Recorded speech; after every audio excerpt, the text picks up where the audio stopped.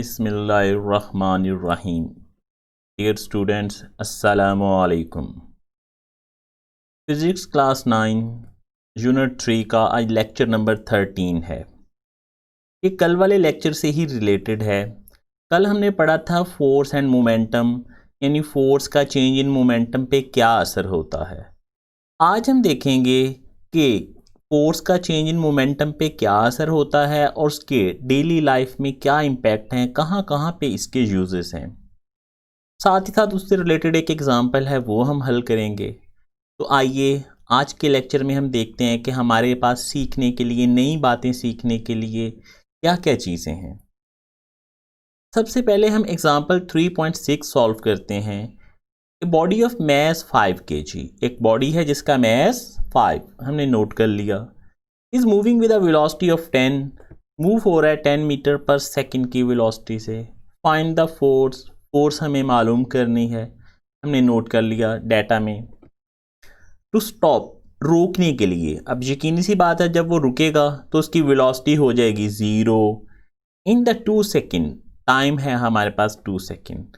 तो अब ज़रा समराइज़ करके बताऊं कि कोई बॉडी है 5 kg का 10 मीटर पर सेकंड की वेलोसिटी से मूव कर रहा है।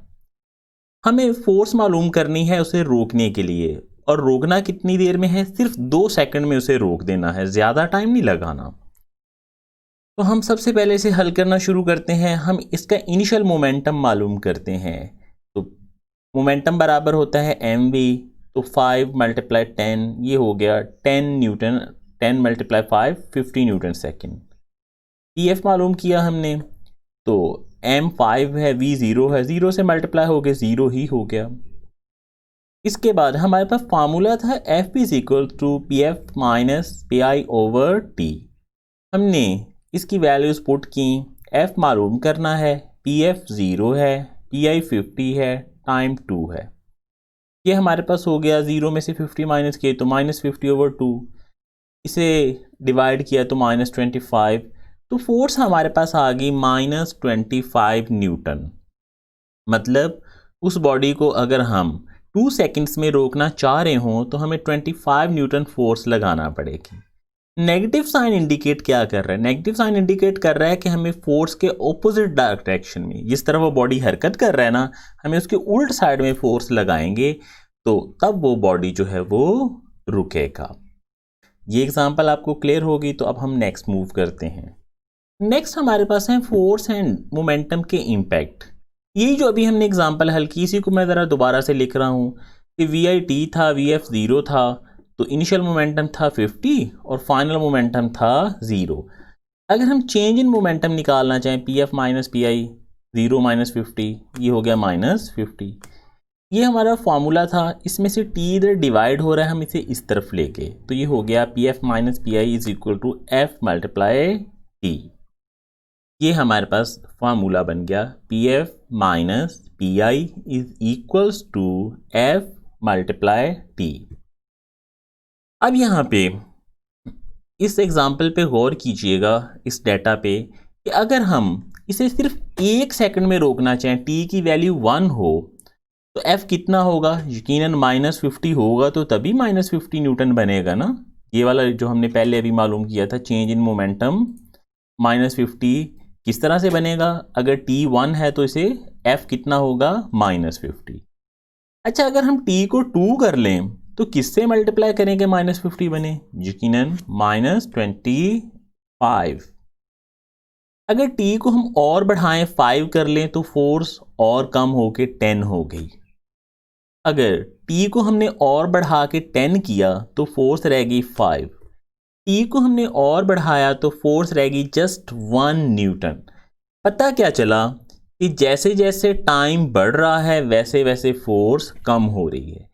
यानी किसी भी चीज़ के मोमेंटम में तब्दीली लानी हो, वो हरकत कर रहा है, आपने उसे रोकना है, चल रहा है, आपने उसे स्टॉप करना है, स्पीड उसकी कम करनी है, तो जितना ज़्यादा टाइम आपके पास होगा उतनी ही कम फोर्स लगाना पड़ेगी।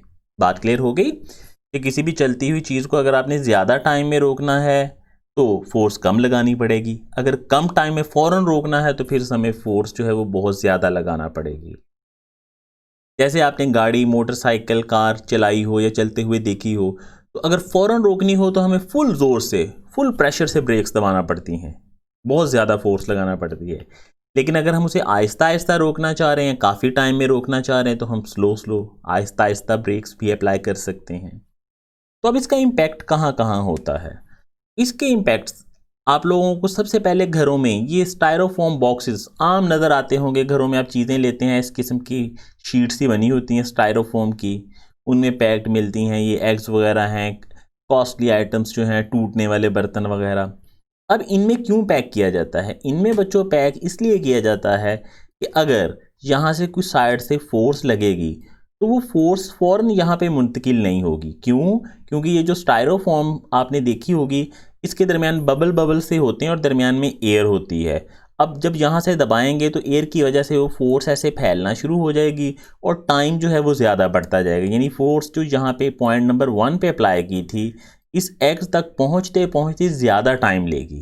जितना ज़्यादा टाइम लेगी उतनी फोर्स कम होती जाएगी, और जितनी फोर्स कम होती जाएगी आपकी चीज़ के टूटने का उतना ही चांस कम होता जाएगा। तो ये था इसका स्टायरोफॉर्म्स के बॉल्स, रिंग्स वगैरह का यूज। इसके बाद हमारे पास कारों में आप लोगों ने कभी ऑब्जर्व किया हो कि रोड पे जाते हुए सम टाइम आप देखते होंगे कि कुछ जगहों पे ना गाड़ियां बिल्कुल फ्रंट से या बैक से क्रश हुई पड़ी होती, बिल्कुल टूटी फूटी होती हैं, और उस गाड़ी की हालत देख के यूं लगता है कि इसमें तो किसी बंदे के बचने का चांस ही नहीं है। लेकिन जब आप उसकी इंफॉर्मेशन लें तो आपको पता चलता है कि अल्हम्दुलिल्लाह सारे के सारे लोग बच के ज़्यादा ज़ख्मी भी नहीं हुए। इसकी वजह क्या है? जो हमारे पास कारें हैं उनके फ्रंट और बैक पे क्रम्पल जोन्स बनाए जाते हैं। क्रम्पल जोन इस किस्म के जोन्स होते हैं जो क्रैश होना शुरू हो जाते हैं, टूटना शुरू हो जाते हैं। जैसे ये आप इस एनिमेशन में इस गाड़ी को देखें तो आप देखेंगे कि ये आके जब टकराना शुरू हुई तो टकराते टकराते ड्राइवर तक इम्पैक्ट पहुंचते बहुत टाइम लगा। जितना ज़्यादा टाइम लगा, यानी फ्रंट से ये टूटना शुरू हुई, आहिस्ता आहिस्ता टूटती गई, जितना ज़्यादा टाइम लगेगा ड्राइवर तक इम्पैक्ट पहुंचने का, उतना जो है वो ड्राइवर तक फोर्स कम हो जाएगी। यानी जितना वक्त बढ़ता गया फोर्स उतनी कम होती गई। जितनी कम फोर्स लगेगी ड्राइवर्स के बचने के चांस, सवारियों के बचने के चांस उतने ही ज़्यादा होंगे। तो इस तरह से अब जो गाड़ियां बनाई जा रही हैं उनके फ्रंट पे और बैक पे इस किस्म के जोन बनाए जाते हैं। आप भी अगर अपनी गाड़ी को गौर से देखें तो आप देखेंगे उसका फ्रंट जो है, उसकी शीटें वगैरह, उसका प्लास्टिक का मटेरियल बहुत लो क्वालिटी का आपको लगेगा।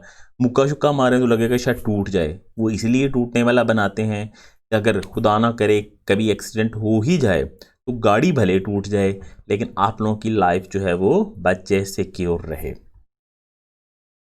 तो इसके बाद हमारे पास इसका third impact seat belts. Seat belt का हमारे यहाँ बहुत कम ट्रेंड है। हम अक्सर गाड़ी में बैठते हैं तो सीट बेल्ट्स नहीं पहनते। अब इसके फ़ायदे नुकसान क्या होते हैं? आप ये एक एनिमेशन देखें। आप देखिए इन्होंने सीट बेल्ट्स नहीं पहनी हुई। जब नहीं पहनी हुई तो एक्सीडेंट की सूरत में क्या हुआ? फ्रंट वाली सवारी बहुत ज़ोर से जाके सामने लगी, पीछे वाली सवारी जो है वो उससे भी ज़्यादा ज़ोर से आके टकराई और वो उछल के उड़ता जा रहा है। अगर इन्होंने सीट बेल्ट्स पहनी हो तो फिर क्या होता है? सीट बेल्ट पहनने से चोट लगने का चांस काफ़ी कम हो जाता है। जैसे कि आप इस एनिमेशन में देख रहे हैं कि काफ़ी हद तक कम चोट लगी है और बचने के चांस काफ़ी ज़्यादा हो गए हैं। तो आप लोगों ने भी कोशिश करनी है कि आइंदा जब भी गाड़ी में ट्रैवल करें तो सीट बेल्ट पहन के रखें। खुदा न खास्ता किसी भी हादसे की सूरत में, सडन ब्रेक की सूरत में, हादसा ना भी हो, अचानक ड्राइवर ब्रेक लगा दे तो तब भी आपका सामने लगने का, चोट लगने का चांस जो है वो काफ़ी हद तक कम हो जाएगा। बचने का चांस आपका काफ़ी बेहतर होगा। इसलिए हमेशा सीट बेल्ट्स पहन के रखते हैं गाड़ियों में, ये आपकी सेफ्टी के लिए होते हैं। आज के लेक्चर में हम लोगों ने पढ़ा पेज नंबर 68 और 69। इसमें से आपने एक तो ये एग्जाम्पल सॉल्व करनी है, फिर ये यूज़फुल इंफॉर्मेशन के 3 बॉक्सेस हैं। आपने इन तीनों के तीनों बॉक्सेस को अच्छे से रीड करना है और समझ लेना है। राइट एग्जाम्पल ही करनी है प्रिपेयर करके। बाकी ये जो तीनों की तीनों इंफॉर्मेशन है इनकी आपकी अंडरस्टैंडिंग अच्छी हो, आपको पता हो कि इनका फ़ायदा क्या है, यूज़ क्या है, हम क्यों इस्तेमाल करते हैं और हम क्यों इस्तेमाल करना चाहते हैं। तो बस इतना सा आपके पास काम है, ये रीड आउट कर लेंगे, एग्जाम्पल को आप हल करके मुझे सेंड कर देंगे। अपना ख्याल रखिएगा। अल्लाह हाफ़िज़।